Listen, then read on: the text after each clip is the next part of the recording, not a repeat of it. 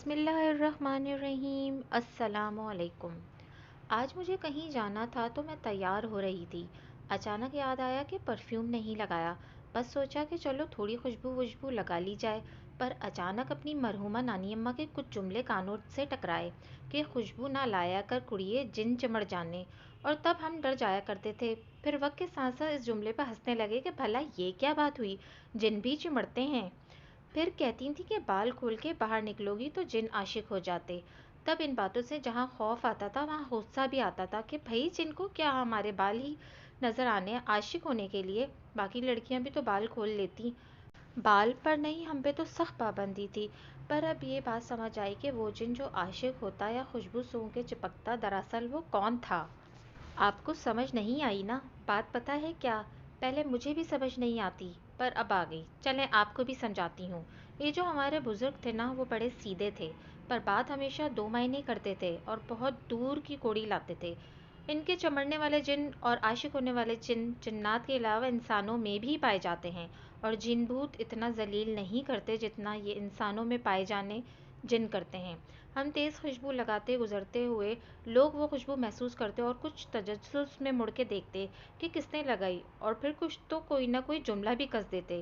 اسی طرح اکثریت کو لمبے بال پسند، بلکہ کہہ سکتے ہیں کمزوری ہوتی مردوں کی عورت کے لمبے بال ہونا، تو لمبے بال دیکھ کر بھی عاشق ہو جاتے لوگ۔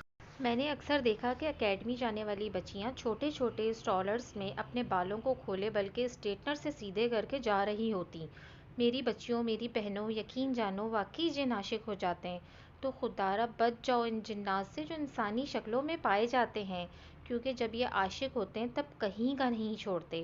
ہمارے بزرگ غلط نہیں کہتے، ہاں ان کا لہجہ کبھی کبھار سخت ہوتا اور ان کی بات ہماری سمجھ میں نہیں آتی، پر یقین جانیے ان کی باتوں میں صدیوں کا نچوڑ ہوتا جو ہم سمجھ نہیں پاتے۔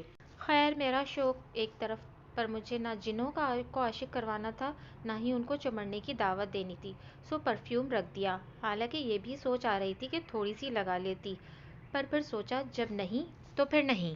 ایویں ہی کوئی جن چمڑ گیا تو پھر کوئی بابا بھی نہیں لبنا جیڑا جن مگروں لا دے۔